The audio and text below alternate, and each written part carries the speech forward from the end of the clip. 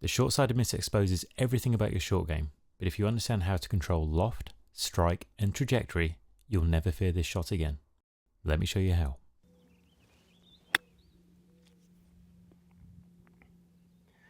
Absolute beauty. Let's take a look from what we've learned, how to approach a short-sided pin. Now, I've tucked a bottle really in the corner, you can just see it on the camera. There's about 6 feet of green on a straight line. Slightly to the right, it's down to a couple of feet, there's a bit more space left. Decision making is important here. If I'm going to be predictable, I would more often than not probably choose like a mid-high spinny one with a little bit of cut, because it's going to feed into that right flag. Now obviously if the flag was, or the bottle was on the left, the cut would be more tricky because I'd have to land it in between the fringe or the apron of the green and the flag. Here it suits. But I'm going to go with my instinct, which would be mid-high with spin. We all have to hit this shot now, 12:30, bit of left aim, buttons ahead, and essentially a stock move, so nothing sexy, because I'm looking for predictability and control, but relying on some degree of spin, which that's the risk factor here.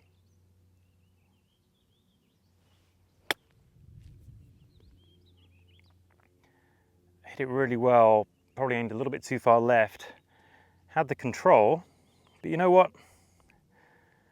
It's 6 feet left. It's not what I was planning. So let's try again. I probably overdid the left aim,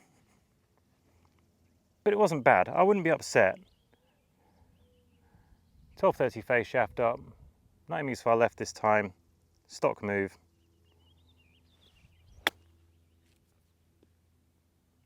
Oh, just caught the downslope, but still we're good. We're 4 feet. That'd be my instinct. Kind of mid-high, a little bit of cut spin, retaining that spin, because I know the greens. I know that I can get a good amount of check. The aprons are fantastic. Now, if they weren't so good, I might have to use more land angle. So we start to take spin out of the equation a little bit, start to launch it up. So I'm going to go 12:30, then I'm going to go shaft down. I'm going to get more flight in it. Now, there will be some spin loss, but I'll still retain a little bit. Ball position is going to stay pretty much the same. I'm trying to change as little as I can, and that really is key from this video, is to change the minimum. Minimum effective dose is what we're looking for. 12:30, shaft down, pretty stock.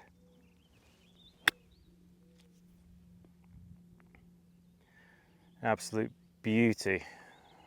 It was a ripper. Maybe not as high as I wanted. It was a crowd pleaser. So I'm going to go ball up, because when we go ball up, that changes my attack, provides a little more skid into the ball, which should help the ball slip up the face that little bit more. Ball up, shaft down, 12:30, pretty stock move. Much more height. Pushed it, but the stopping power was there, and it's 4 feet again. Not very good with these shots today, the high ones. I'm definitely pushing them. Now, alternatively, because I've tried to keep my move relatively stock, I could start to add a little bit of throw. So we've got to factor these things in though. What that's going to do, that's going to allow me to not play the ball as far up, to not have the face as far open, because I'm going to be adding loft. Don't forget, adding loft but going under, not adding loft and rolling.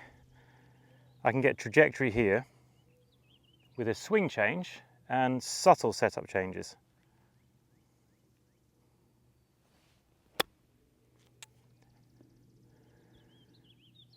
And there's just a massive loss of contact quality. You could hear it, it's like the clunk and click.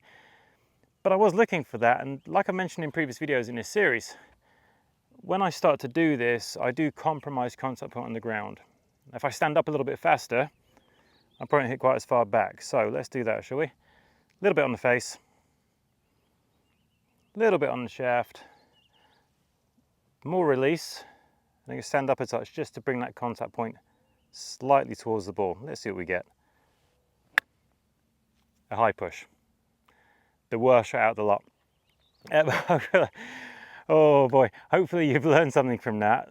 My short game is okay. It's all right most of the time, but I am throwing a lot of things around at the minute. And it becomes apparent to me and you watching where my preferences lie. I'm definitely in the camp of changing very little as far as when it comes to how I move the club through the golf ball, because it does compromise a lot of things, and doing as much as I can at setup understanding how the setup changes really influence ball flight and spin. I think the better your knowledge is there, the better decision you can make when you do have this horrible short-sided position. And we will scoot back to my original, which is kind of mid-high intent, a little bit of left aim, and as stock move as I can make, if I can erase that last one from my memory, of course. Popped on me a little bit, but it was predictable. It's 5 feet away. I'm going to take it every time. Execution wasn't great, but because I was so far within my comfort zone, it didn't have to be near perfect to get an outcome that leaves me a very makeable putt.